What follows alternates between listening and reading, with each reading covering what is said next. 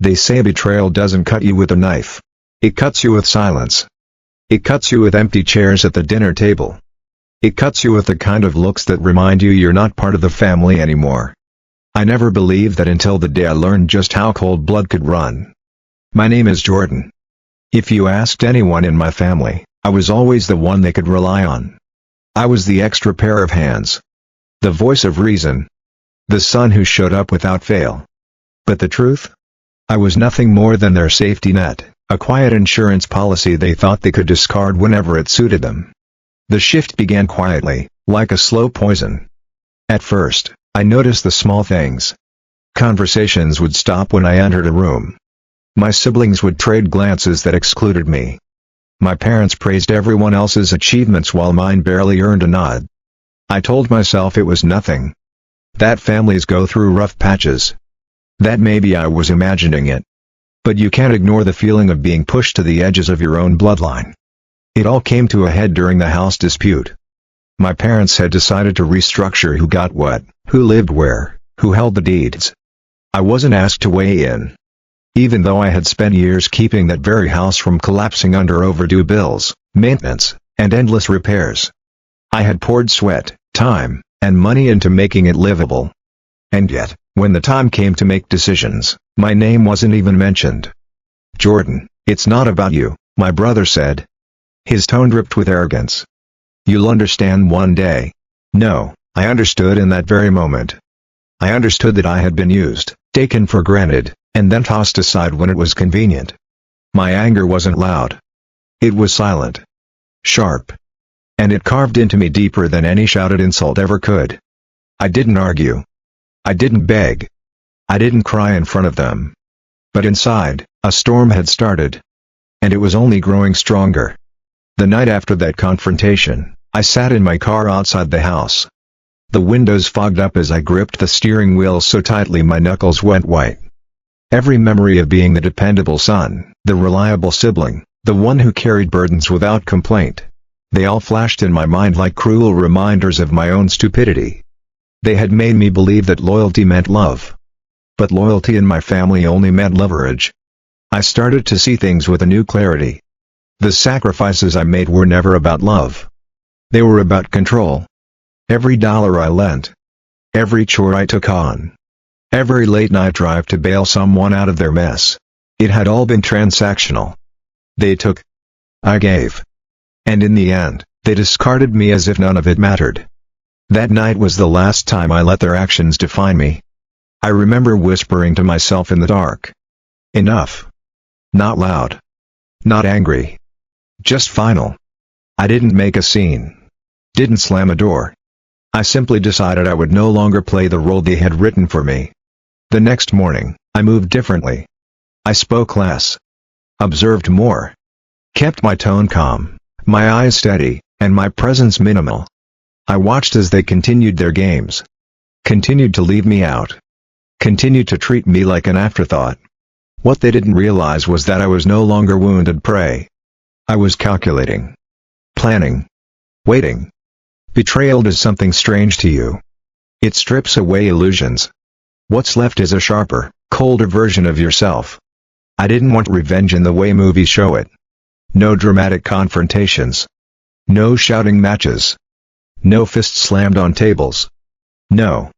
My revenge would be quieter. Deadlier. It would come in the form of success they couldn't claim. Power they couldn't control. Choices they could never take back. When they called me selfish for not stepping in to help with bills, I simply smiled. I've done enough.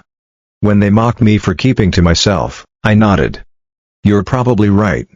What they didn't see was that every dismissal, every insult, every smirk only fueled me. I was becoming someone they no longer recognized. Someone they couldn't manipulate. Someone who wasn't theirs to use. The silence became my weapon. While they wasted energy bickering and scheming, I focused on building myself. My career. My independence. My strength. And every time I passed that old house, the one I once fought to save, I reminded myself their approval was no longer my currency. Still, deep inside, the anger burned. It wasn't gone. It was waiting. Waiting for the right time. The right opportunity. The moment when I could finally look them in the eye. And show them just how costly their betrayal had been. That moment was closer than they realized. I started small. Long hours at work. Extra projects no one else wanted. Skills no one thought I'd need. While my family wasted energy fighting over scraps, I was learning how to build an empire. Money began to stack slowly. Not enough to flaunt. But enough to give me control. Control they never knew I had. I stayed quiet. I didn't announce my moves. Didn't post about them. Didn't ask for validation. Instead, I let my silence grow heavier. Because silence made them nervous. And nervous people slip. One by one, their mistakes started to surface. My brother overspent, drowning in debt. My sister fought bitterly over property she couldn't maintain. My parents watched helplessly as the house they fought so hard to keep fell into disrepair. Every crack in their world was one they had created themselves. And I just watched. Waited. Smiled politely. Until opportunity arrived. The bank put the house up for sale. The same house they cut me out of. The one they said wasn't mine to fight for. I walked in with cash. Clean. Earned. Mine. And I signed the papers. No hesitation. No second thoughts. That house, the symbol of their betrayal, now belonged to me.